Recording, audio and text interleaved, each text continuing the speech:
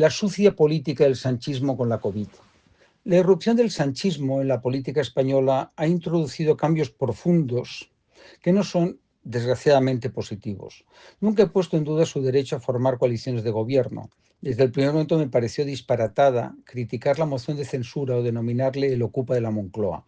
Otra cuestión distinta es que se aprovechara de una gran mentira y de la traición del PNV, algo que nunca nos puede sorprender, para conseguir el poder.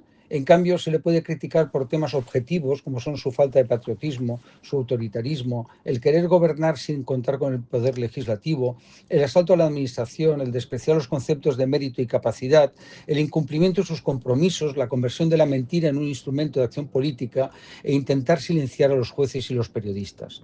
A estas alturas creo que nadie puede desmentir estas afirmaciones porque los datos son tan incuestionables como abrumadores. En un terreno más político ha optado por seguir la estrategia radical y frentista de la izquierda populista iberoamericana, así como buscar el desprestigio de sus rivales con una ferocidad como nunca se había vivido desde la transición. Los agiógrafos del sanchismo aducen que es una reacción a los problemas que afectan a su mujer y su hermano, pero olvidan que es algo que ha hecho, desgraciadamente, desde que asumió la presidencia del gobierno. Esa reacción iracunda, incluso irracional, que le ha conducido a una estrategia de defensa judicial disparatada, no justifica su comportamiento. El deteriorar la democracia con ataques frontales al Poder Judicial o utilizar el Ministerio Fiscal y la Abogacía del Estado como si fueran meros instrumentos al servicio del sanchismo es un escándalo impensable en los países de nuestro entorno. En esa línea radical, propia de lo que hacían los Kirchner en Argentina, se encuentra la indignidad de utilizar la tragedia de la COVID para atacar a Ayuso.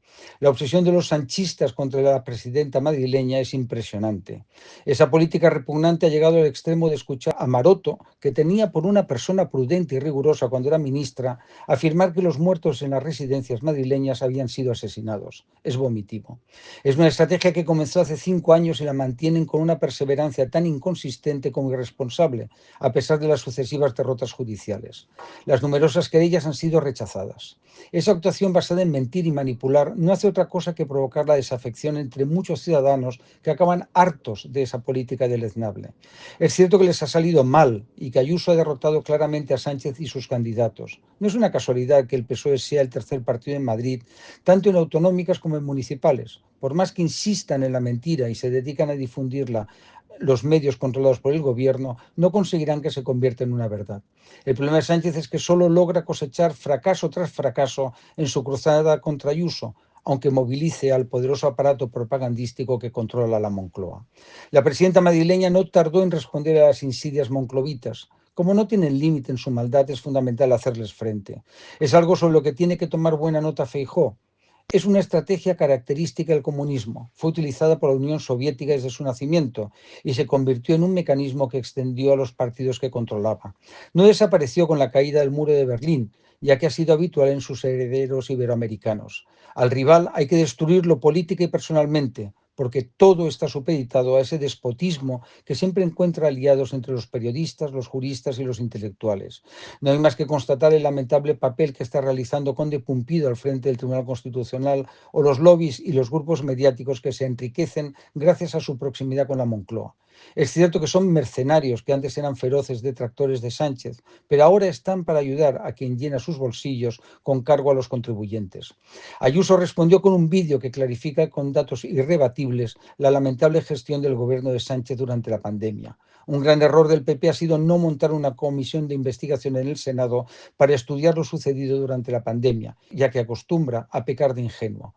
No aprendió con lo sucedido con el atentado del 11M o las brutales campañas contra Adolfo Suárez, José María Aznar y Mariano Rajoy. El peor socialismo surge siempre cuando está en la oposición. No hay límite en su odio, como sucede con la utilización de la tragedia de la pandemia. No se habla de los muertos en otras comunidades, de la desastrosa gestión de Sánchez, la corrupción con las mascarillas y otros contratos públicos o el inicio del autoritarismo con la excusa de utilizar medidas excepcionales para hacer frente a la COVID.